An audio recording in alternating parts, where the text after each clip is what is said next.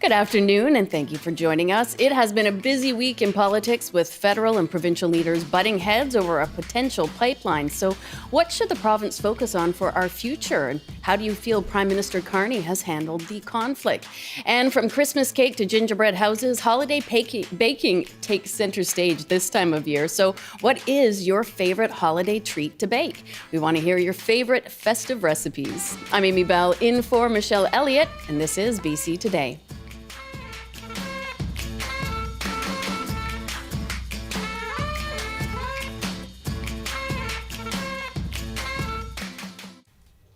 And thanks for joining us here on radio, TV, and live streaming. You can call us now on our top story. What are your thoughts on Prime Minister Carney's leadership?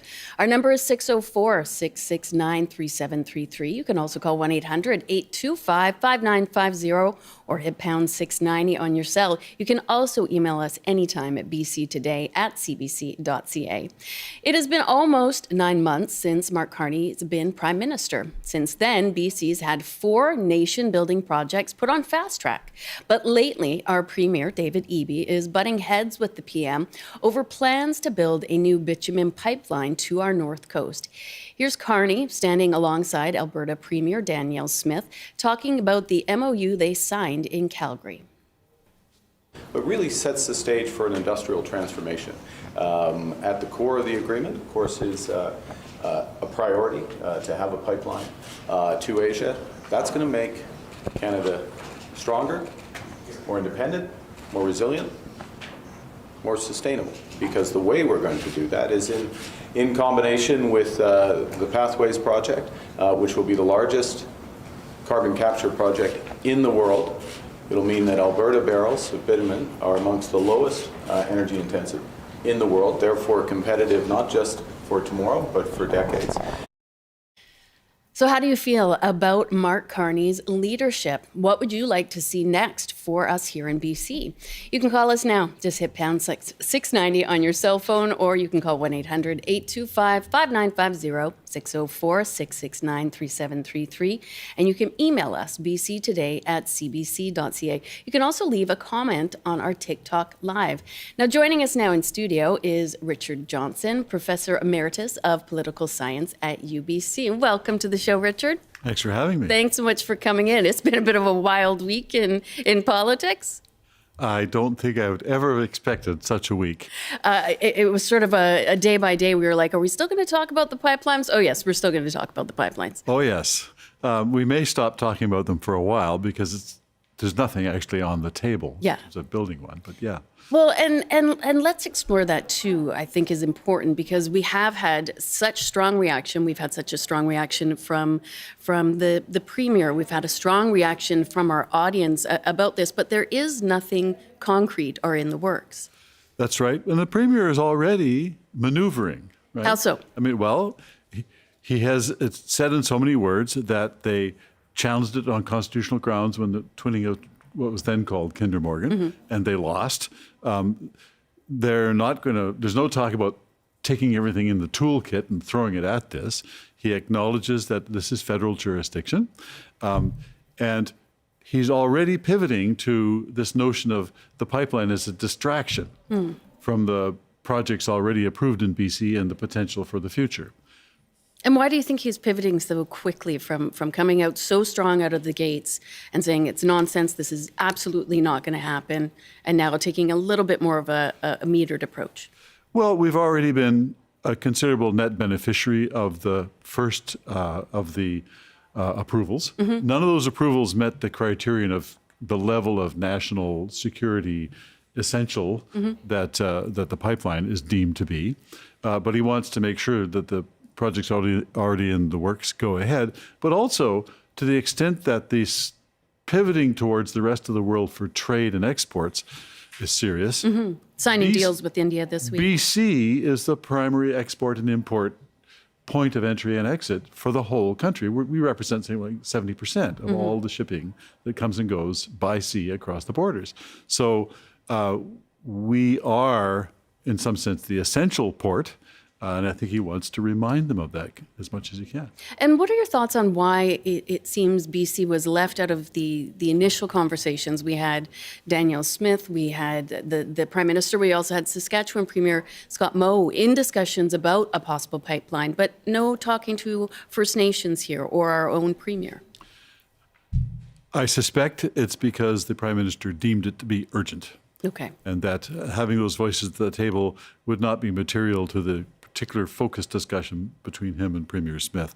The presence of Scott Moe is, I'm not sure why he was there. Yeah. It's sort of a symbolic affront in some ways, I guess. But I think that the talking will now begin, and BC, or certainly coastal First Nations and BC economic interests will be at the table. Okay. In terms of Mark Carney himself, during the April election, the federal Conservatives claimed that Mark Carney was just like Trudeau. How different would you say Carney is, or how similar? What are your thoughts there? Well, night and day in some respects. I mean, this is an astonishing pivot when you think of it. And so to the extent that not a whole lot had really happened. Of course, the budget is very recent. It is. So for most of the time, not a whole lot had really happened in any concrete sense. Mr. Polyev sort of he could at least plausibly argue one Liberal is just like another. That's going to be pretty tough for him to say now. Okay. And what do you think are the key differences that you are really seeing? As we said, it's early days still. Well, Carney has substantially removed most of the grievances that Alberta has been lodging against Ottawa for the last several months, several years. This is the most accommodating federal government, certainly the most accommodating Liberal one, but really the most accommodating federal government in years for hard demands that run against the grain of a large part of Liberal policy for the last decade. All right. No surprise we're getting a lot of calls on this topic, so I'll head to the phone lines. James in Calgary, how are you feeling about this pipeline and about Mark Carney's leadership? Well, I'm not impressed with Mark Carney. Okay. I think he's a master political mind manipulator. He talked about the environment a lot before he got elected. After he has reversed the positions he had on the environment, I would suggest. He has slogans like Build Canada Strong. Well, if you want to build Canada strong, you want to add value to the oil, not more pipelines. Okay. The Premier of Alberta, in a news conference earlier this year, said that when Alberta exports its oil to the United States, 3 times the wealth is created in the United States by adding value to the oil.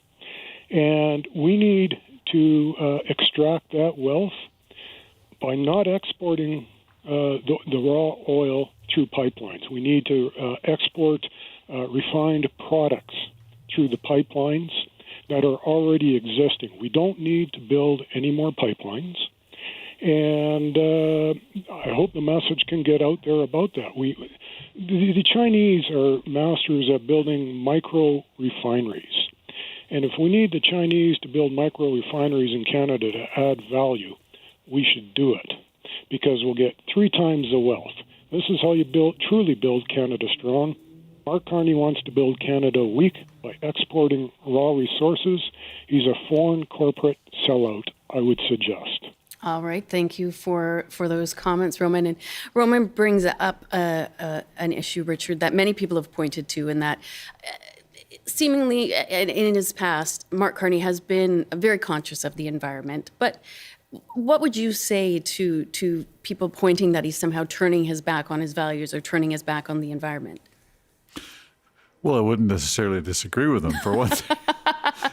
Oh, sorry, that was... But, if I were Mark Carney, I would say that the world has changed, right? When Carney was fronting the environmental initiative before he entered Canadian politics, he was actually talking in terms quite like the ones they are now, that is, setting the infrastructural foundation to unleash capital into environmentally sensitive production. So he's still talking about setting the public sector foundations for unleashing capital, but now it's for fossil fuel development and export. Right. But I guess he would say, the comfortable world of integrated North American economy will never come back, and that we have to think differently. And there it is. The most productive part of the Canadian economy is the fossil fuel sector. So he's building on, not on value added, but on a sector that has been responsible for a huge share of Canada's export earnings. And in terms of, obviously it's the Trump of it all, and our trade relationship has dramatically changed, and we've looked towards other trading partners. And you said, that will never come back. Is this sort of the new world order that we have to adapt to? I think so. Now, how different the new world order is from the old remains to be seen. Okay. There is the geopolitical reality that America is the biggest, it's a toss-up now, but biggest or second biggest economy in the world, and certainly the richest. And here we are right next door to it. So we're always going to be quite integrated with the U.S. Mm-hmm. We're unlikely to withdraw from the North American market. But I think there's a sense in which, across a broad range of things, from political economy to defense, the United States is not the trustworthy partner that it was before. And even a Democrat, should they win the 2028 election, is going to be probably a different Democrat from before, and there will always be Republicans. This is true, yes. We'll get another call in now from Roman in Port Alberni. Hi, Roman. What are your thoughts on Prime Minister Carney and this pipeline? I have to say I'm reserving judgment on what he will do. What he has shown so far is skillful, artful leadership. Mm-hmm. However, there's a human component to this that must not be ignored. And coming from the Indigenous background on the West Coast here, what we have to be careful of is the commodification of things that are given more value and more weight than things that should matter and always matter.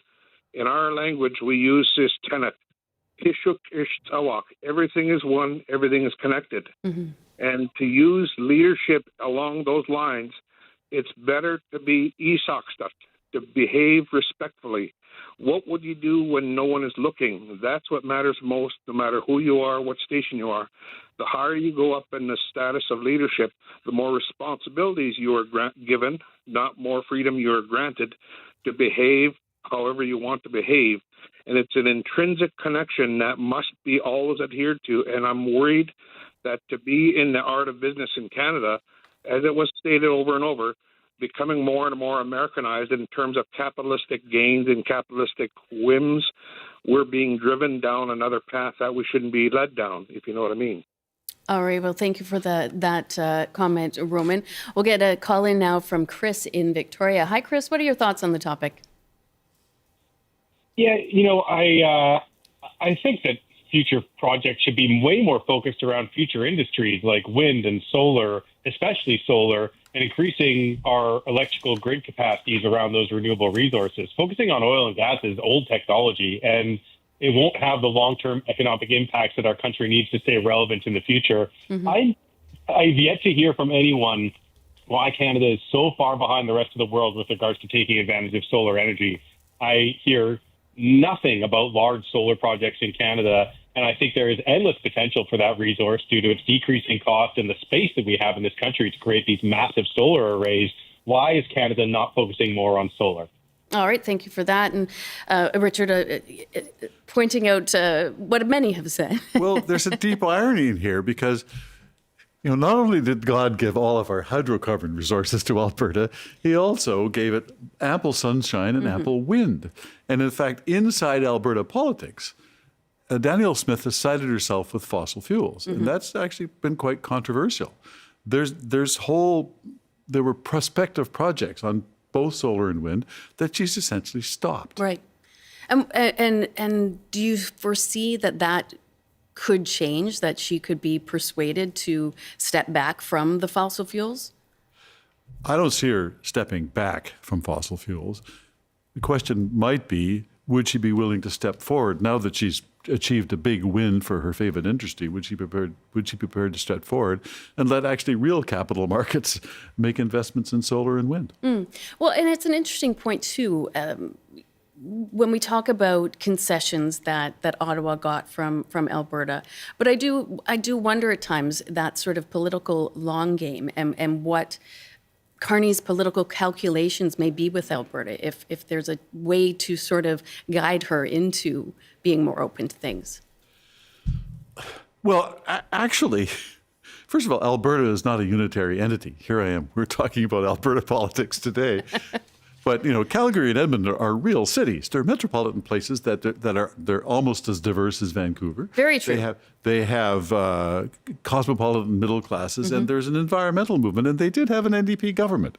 So there's a lot more to Alberta than captured by Danielle Smith in particular.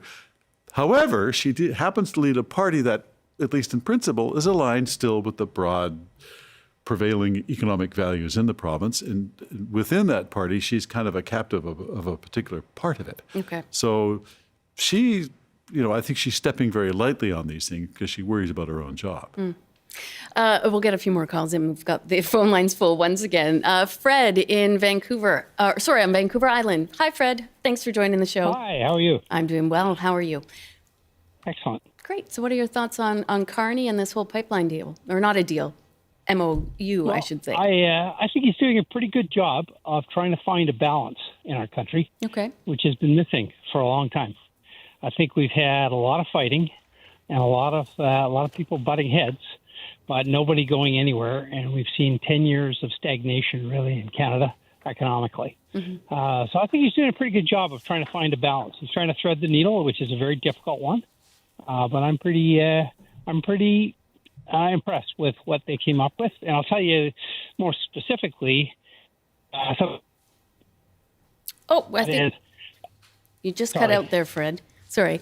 I'll tell you about something that's being missed altogether, and that is the major interties phraseology in memorandum.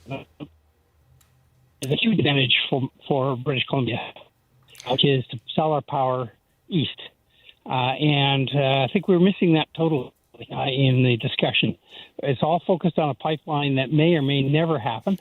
Likely the economics won't favor the pipeline, but man, an electrical interconnection with Alberta would be the largest CO2 reduction in Canada. It's already well documented as being the largest opportunity. And I think we're missing out on that discussion, which I think is a huge advantage for British Columbia. All right. Thank you so much for that, Fred. And John in Grand Forks, what are your thoughts on today's topic? Well, I think Carney is, again, like the previous caller said, is threading the needle pretty well. However, they keep talking about bringing this oil to Asian markets. Right now, China is producing 1 gigawatt of solar installation per day. That supports 2 million homes per day. So by the time this pipeline gets built, there will be no Asian market left to deliver it to. One other thing I mentioned before was that there's a technology out there called cryogenic energy storage. This is the process of compressing air, just normal air that we breathe. You compress it during the day and store it as liquid nitrogen, and you release it at night, and that keeps the turbines running at night. So now we have a company in the UK, and there's a company in Montreal, Canada, that builds these systems. These systems require the same skilled trades that are used in the oil and gas industry, and it uses the same supply chain. We can easily transition from oil and gas and start building cryogenic energy systems in conjunction with solar and wind. We will have 365, 24/7 reliable power. And right now they've done this so much in Australia. In fact, the company in Canada has built projects in Australia. Now Australia is offering their citizens free electricity for 3 hours every day. 3 hours every day they get free electricity. Okay, we need to be thinking about better solutions. Get away from oil and gas. It's just doing nothing but polluting our atmosphere. With climate change, our crops are starting to fail all across the world. This is serious. We've got to be smarter about this. All right, thank you so much for that. And Richard, before I let you go, I do want to ask you, we saw that Stephen Guilbeault left cabinet as a result of this MOU, this decision. He, of course, once a leader of Greenpeace, a huge proponent of the environment. Do you think that here in BC, Carney is at risk of losing any Liberal seats? As in Liberal MPs holding seats? Doesn't sound like it so far. Okay. I think the opinion in BC is actually a little bit hard to read, I would say. This is a resource extraction province with a long history of pumping stuff into the atmosphere as well. So it's hard to tell. Now, his MPs are all from the Lower Mainland and southwestern BC generally. So I think that he is going to have to help them explain themselves. Okay. But I think that process has probably already begun. And very quickly, just before I let you go, do you see this sort of, now that we've had the initial sort of response and reaction to it, as you mentioned, I think earlier, do you see this sort of fading under the radar for a while until anything concrete happens? I think that's right. The nearest things to concrete are carbon capture on one hand and industrial carbon pricing on the other hand, two central features of the deal. The pipeline may turn out to just be a symbolic part of the whole thing. And maybe get some... Or a cover for expanding TMX. Well, there is talk of expanding it by 40%. So I suppose we'll have to wait and see what happens. I suspect we will talk to you again in the very near future. I really appreciate coming in with us today, Richard. Thanks for having me. That is Richard Johnston. He is a professor emeritus of political science at UBC. It is 12:27, and this is BC Today. And authorities in India say they have arrested a suspect in one of the shootings at Cap's Cafe in Surrey. Delhi police say they arrested the man after he allegedly fled from Canada. Surrey police have said previous attacks on the business appear to have been linked to extortion. Meanwhile, the BC and federal governments are launching a new task force to assist the local authorities fight extortion. And both levels of government will support victims by providing more information to affected community members. Premier David Eby was in Surrey today for a forum on extortion, and he says governments are taking the concerns by people affected by the extortion-related crimes seriously. One of the key pieces of feedback we've had from families and individuals who are affected, they want more information. They need additional support. They feel scared. And so the federal government, along with the provincial government, have each put in $500,000 to improve victim services for people affected directly by these heinous crimes. An additional $4 million from the federal government for a task force to chase down those gangsters that are involved in drug activity south of the Fraser, because there is a close connection between the gangs involved in extortion and the gangs involved in criminal drug dealing in these communities as well. This team will assist local police in working across borders and boundaries and taking a regional approach to ensure that these gangs are arrested and to recognize that they don't pay any attention to the boundaries between communities.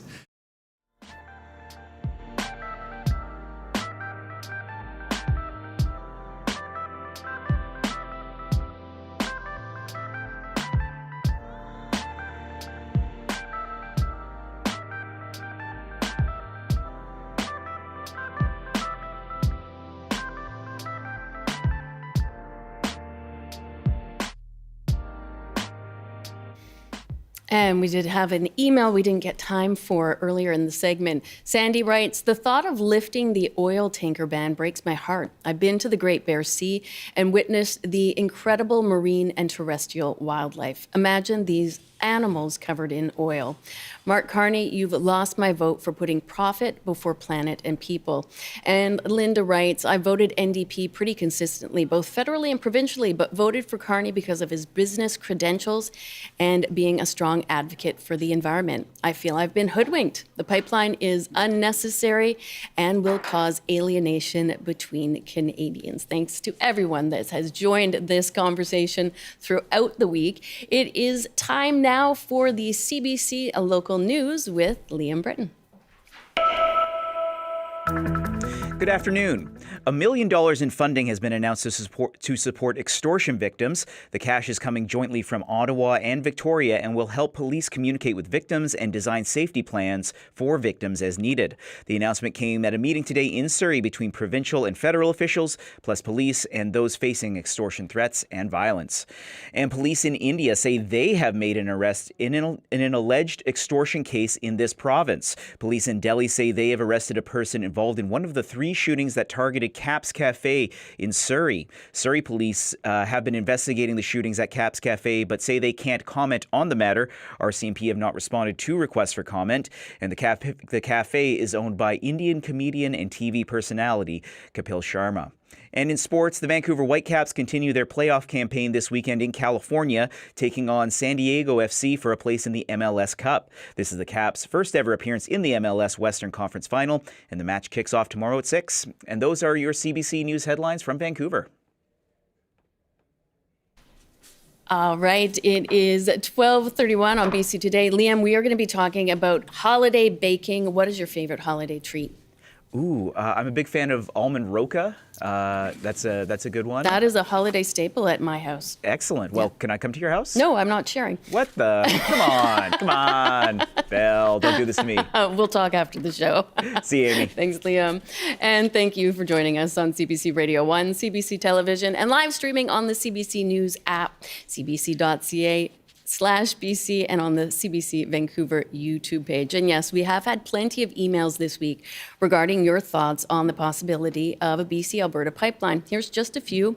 From Aaron, this is a very bad move. This is not in the best interest for BC and Canada. Why can't the Trans Mountain Pipeline be used? Alberta has to commit to clean up if there is an oil spill. I feel betrayed and stabbed in the back by Carney. Danielle Smith did not tell the truth to Carney and the rest of Canada. Annette says, why do we want to take this step backwards?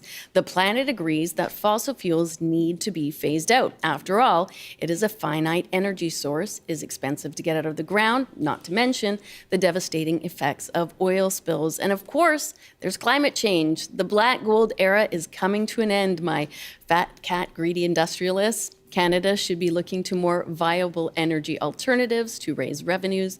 When will we accept the fact that fossil fuels are the past, just like coal? Wind, solar, and nuclear are the future. Building more infrastructure for the extraction and transportation of fossil fuels is backward thinking.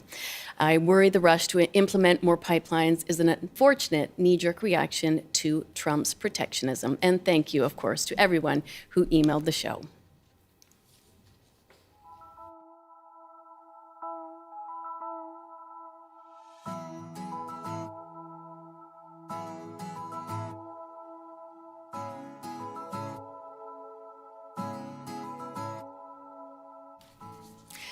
And Make the Season Kind is the name of our annual CBC British Columbia fundraiser in support of food banks. And we are exactly 1 week away. We have a special day of programming planned for Friday, December the 5th, all designed to support the 111 food banks in this province. Here is the story of a woman who turned to the food bank. My name is Livia, and I'm here to pick up some foods that are helping my family, because just my husband is working and I have two little kids. Now my baby is 15 months. I can work and I'm looking for a job, but it's hard because we are newcomer here in Canada. My husband doesn't receive too much money, and so I think the food bank provides us to economize and give us some healthy foods. We are so welcome here, and the kids love everything that I bring from food bank. I hope soon I didn't need the food bank. I'm looking something in health field because I was a health professional in my home country. I'm a physician in Brazil. Yes, and the situation now, it's really hard for me, but we are trying. I have a long way here. I have to do some exams here. First, I have to improve the English. And this is really, really hard with two kids. This is the first step that I should do. We don't have money to put the children in the daycare because daycare is really expensive here. And so it's why I'm looking for a job, for start my way here. Thank you to Olivia for sharing. And yes, Friday, December 5th is the 39th annual CBC British Columbia special day of programming in support of food banks in British Columbia. And the campaign is called Make the Season Kind. So go to cbc.ca/kindbc where you will find that Donate Now button. There's also a drop-down menu so you can direct your donation to any of the 111 food banks in BC. Once again, that is cbc.ca/kindbc. Click on the Donate Now button and you will receive your tax receipt within just a few hours.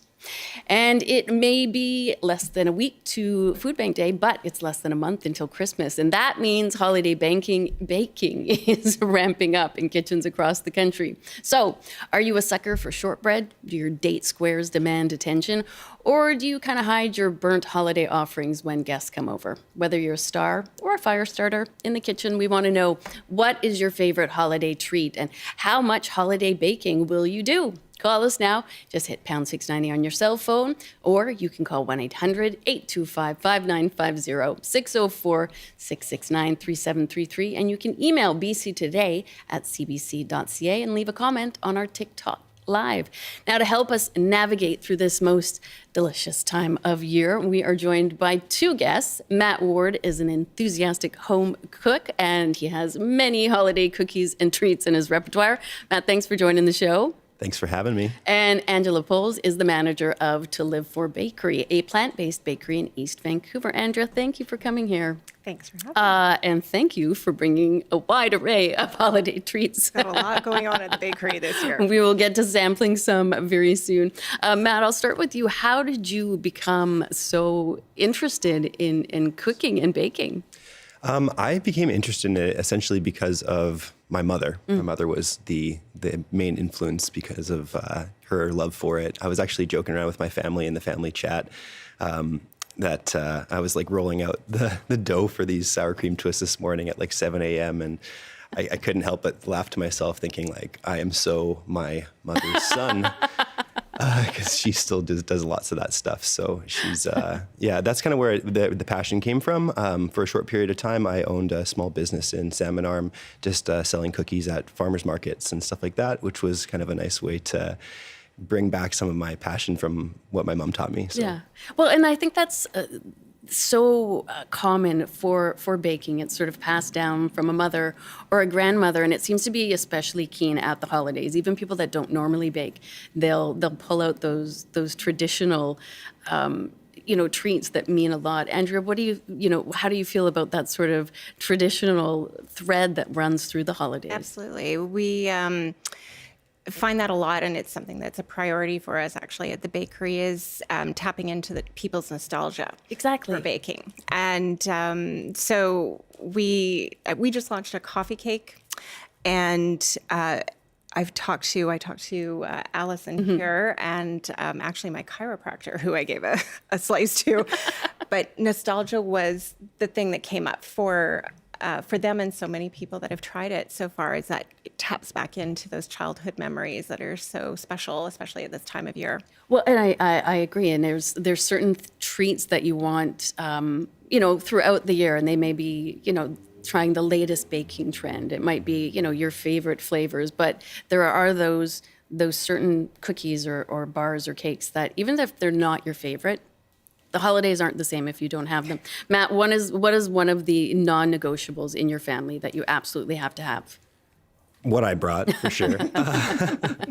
What I brought is sour cream twist. It's a German sour cream twist. I have the recipe as well that I can share with you after if you're at all interested. Wonderful. That, for me, like, I remember the smell of my house, my house coming home as a kid, and when my mom would be baking these, and just, it smells like croissants mixed with pastry, mixed with some really just amazing smells coming out of the oven. And so that, I remember when they come out of the oven and they're fresh and hot, just peeling the little layers apart, and just there's something beautiful about that. Yeah. Yeah, it's those. It takes you right back to childhood, and sort of each year that you have them, you get another layer of memories onto them, much like the layers of your treat. Do you see what I did there? That was just like bringing it all in. Well, yeah. We do have a call that we've got to go to. This from Lynn in Prince George.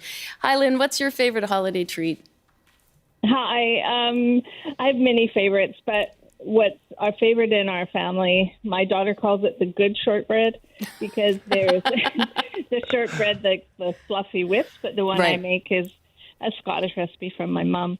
And you have to roll it out and cut it and all that kind of stuff. So there's more work to it, but it does taste amazing. It's a Scottish recipe from my grandmother to my mother, to me, and then to my kids. But also pastry. A beautiful pie pastry is a never-fail pie pastry recipe that I have. And it's true. It doesn't fail. It's delicious and works every time. So those are ones that we make in my house.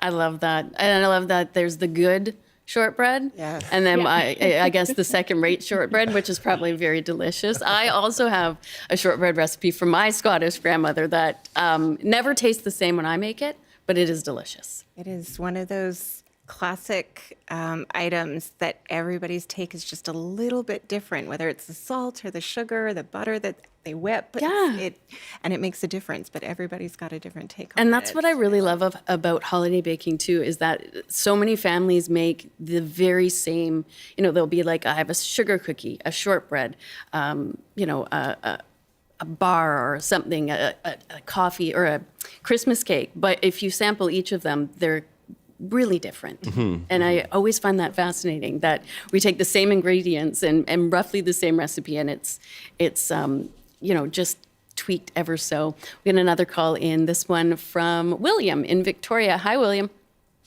Hi there. And what's your favorite holiday treat? It's a Christmas cake that my great-grandmother used to make. I grew up in Ireland, and now today my grandchildren use the same recipe. Well, that's lovely. Thank you so much for sharing that. Controversial question I'll ask both of you. Christmas cake, yay or nay? This was a point of discussion in the newsroom. It depends. For me, the grocery store Christmas cake, I think, is quite close to the traditional one that most people tap into. I'm not a huge fan of that, but there are variations on that where they use different dried fruits, and I'm a big fan of a twist on that. The twist on the traditional tradition recipe. Yeah. And what about you, Matt? How are we feeling about it? Long story short, no, I don't like them. No, I don't know. They're too. It's a little too dense. I think something about the density of it that doesn't really hit for me. And I don't know. They often use those things like maraschino cherries and things like. And I just find those like so intensely sweet. And for me, it's just a big no-no. But I know a lot of people in my family are saying, "What are you talking about? They're so good." It's a process, and there's like those two camps. People are firmly on team yes, and others are firmly on team no. I always explain it that the only one that I grew up with was my grandmother's, and rest in peace. Not only was it Christmas cake, she was also a terrible baker. Oh, so. Yeah. But there's Christmas pudding too. My grandmother used to make a Christmas pudding with hard sauce. Yeah. And that was, that's complete nostalgia for me. So this isn't far away from it, but the Christmas pudding was just slightly different. Just up there. Yeah. What would you say is really trending this year in terms of holiday treats at the bakery?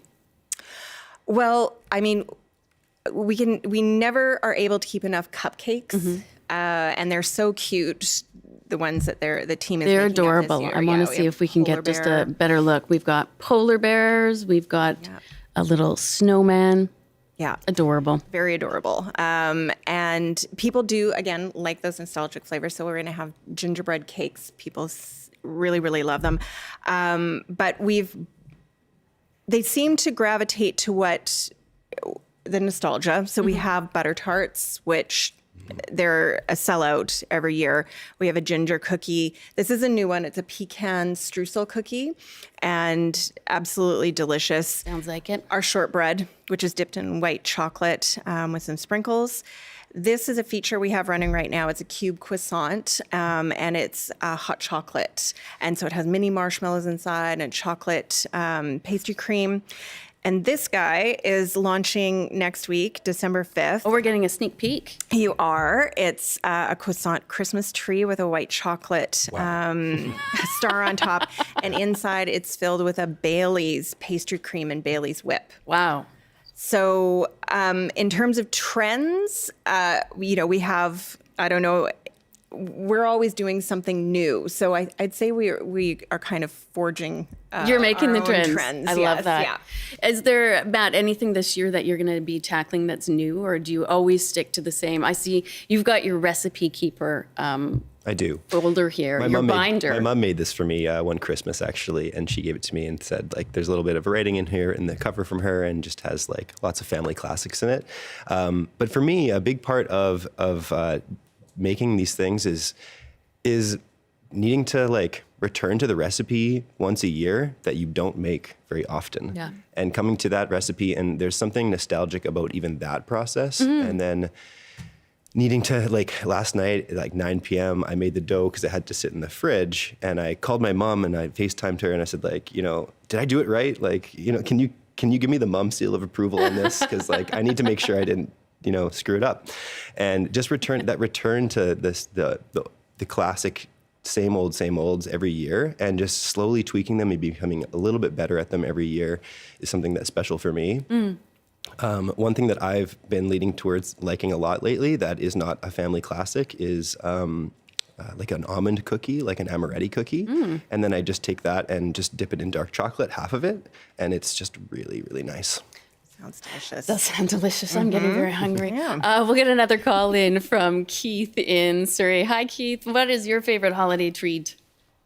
Yeah, I've got a bunch of them. I try not to do a whole lot of baking, but I do like it. I just don't need it really sitting around at all times calling out to me. But I do. My brother got a recipe for a chocolate ganache toast, and they were at Milestones years ago. Okay. And they asked the server if they could have the recipe, and the server's like, well, no, but if you go to Gourmet Magazine 1999 June or something like that, you'll find the recipe. So it's literally 6 ingredients. One of them is healthy, I think. But it's basically a pound of chocolate, 2 cups of cream, and an egg yolk to thicken it, and then your basic crust with, I think it's 3 cups of pecans ground up, a bit of sugar, not very much, 1/4 cup, and then some butter to put it together. Wow. And it's really quite incredible. Sounds like it. I've only made it, yeah, it's great. I've made it maybe 5 times, 6 times, but it's a really good one that my brother gave to me, so I'll definitely be getting a couple pounds of chocolate together to make some. And then great memories of my mother making shortbread, and shortbread must be whipped. There shouldn't be any discussion on that. Fighting words there, Keith. Because for shortbread, I think they might travel 10 to 30 meters, and then they would just shatter because they were, I mean, I think the flours put in is a bit of a joke because they're basically butter on sugar. Yep. Kind of like an afterthought, but they're pretty incredible. If you look at them the wrong way, they're just going to fall apart. It's true. It's true. Yeah, great memories. Thank you so much for. Oh, any more, Keith? Oh, a hard sauce with hard sauce on the Christmas cake. Yeah, I'm with a few people there. The dried fruit, kind of yes and no, but my mom used to steam it in a can, like probably a Campbell's soup can. Yeah, my grandmother did a bowl. The hard sauce, you can feel it harden your arteries at the same time. So it's very it gives what it gives. Yeah. Thank you for that. Awesome. I swear he mentioned at the top that one of his suggestions was healthy, but I'm not finding evidence of that. I didn't pick it up. Yeah, did not pick it up at all, but it's delicious. The chocolate tort's got the nuts that are healthy. Oh, okay. Yes, it all makes sense now. It makes now. a lot. So it's a great one.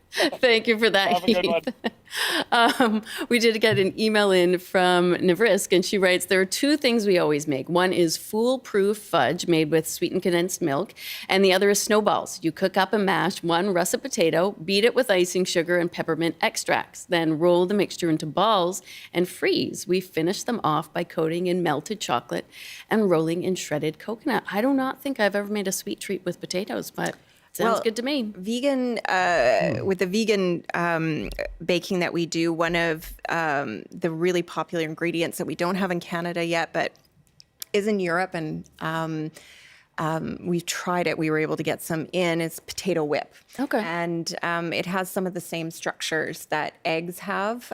So it's a great replacement. But something like that sounds really interesting as a vegan alternative to regular snowballs. Yeah. And I want to ask both of you, Matt, I will start with you. Has there ever been a complete kitchen disaster when making any holiday treats, or just something that does not deserve to become a tradition? Complete kitchen disaster. Well, I can't really think of anything off the top of my head. I've been doing it for quite a while, so it's probably buried in the memory somewhere deep in the. I've squished it down and put it underneath the carpet. It'll come back at some other time. But I was thinking about, like, that last gentleman was speaking about how, like, he doesn't do much baking, and it got me thinking, like, maybe people aren't doing that because it's a lot of sugar, it's a lot of sweets. And I've actually really leaned towards something that's savory, which is a mushroom turnover. And I really, really like that.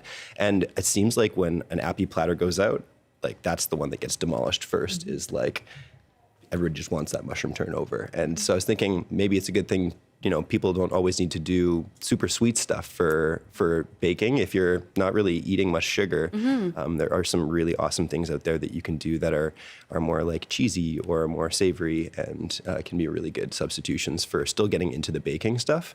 But different flavors. That sounds wonderful. I am always steering towards savory before sweet, but let's be honest, I'll take anything that I can get.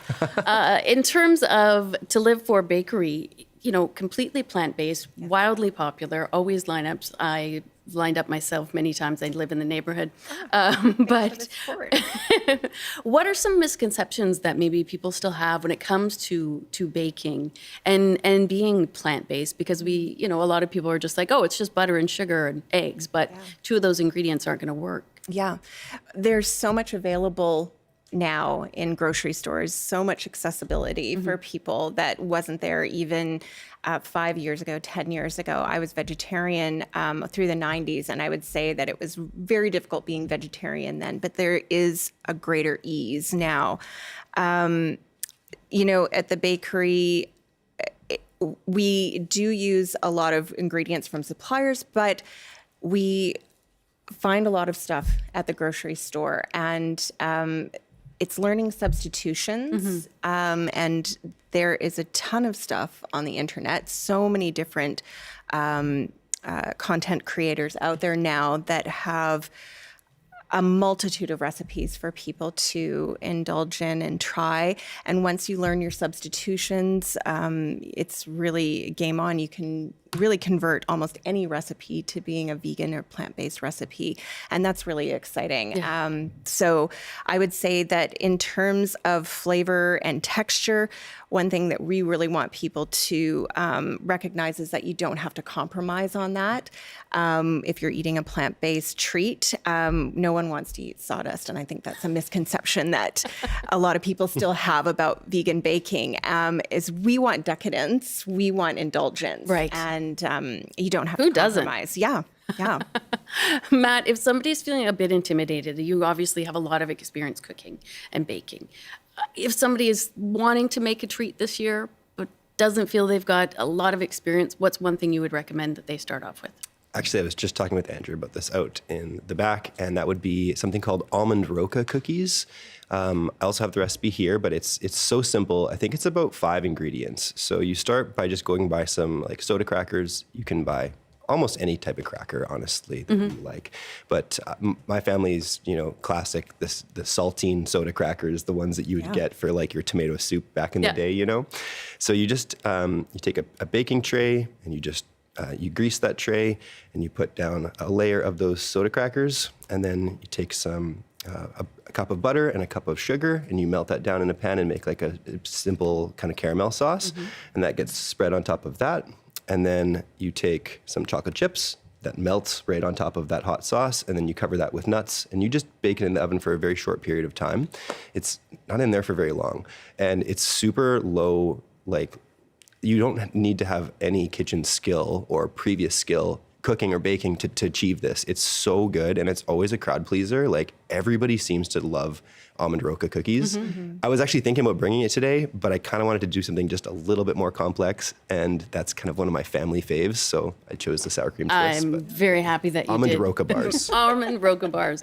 And then, Andrea, I'll ask you sort of the flip side. Somebody wants to bring an absolute showstopper to a holiday gathering. What would you recommend they try? From the bakery? Sure. Or, I mean, let's go with your bakery, and then maybe something somebody could make. Well, I think you can't go wrong with one of these. Nobody's going to bat It's an a eyelash Christmas at tree that, croissant. right? I'll take that, please. Come on. But the butter tarts are one of my faves, and the shortbread are just, they're just so good, so classic. But if I was looking to make something maybe savory, I would get some of the tender flake puff pastry. And boursin makes, everybody loves boursin, right? So if you refrigerate that or freeze that and then wrap it in the puff pastry, maybe with some cranberry sauce on top of it or some kind of jelly, and then bake that off, you're not going to go wrong. Man, I'm dying. And it's vegan. I mean, the tender flake is naturally plant-based. So Well, there you go. yeah. You don't have to compromise on that. You don't. We've got a email that's come in from Erin, and she writes, my mom was a fantastic cook and baker. She made a Tia Maria cake that was amazing. Also made raspberry and chocolate cake that was awesome. Made whipped shortbread with chocolate drizzle. So good. Rest in peace, Mom. I love you. Oh, thank you for that. And Leela in Victoria says, the only Xmas cake I love and enjoy is my own. Hardly any flour, a bit of butter, and full of dried fruit, not the fake red cherries and peel, and aged in brandy for a year. Second favorite is sugar plums. No plums included. You just grind raw nuts of all kinds and dried fruit, figs, apricots, dates, etc. Roll into balls and age in brandy for a year. It's the only time I enjoy a bit of alcohol. I think that's a very lovely way to enjoy alcohol. That is all the time we have for the segment, but of course, I'm going to make sure we divot these up and sample them all, but thank you both for coming in. Thanks for having That is Matt Ward and Angela Polz, and that is our show for today.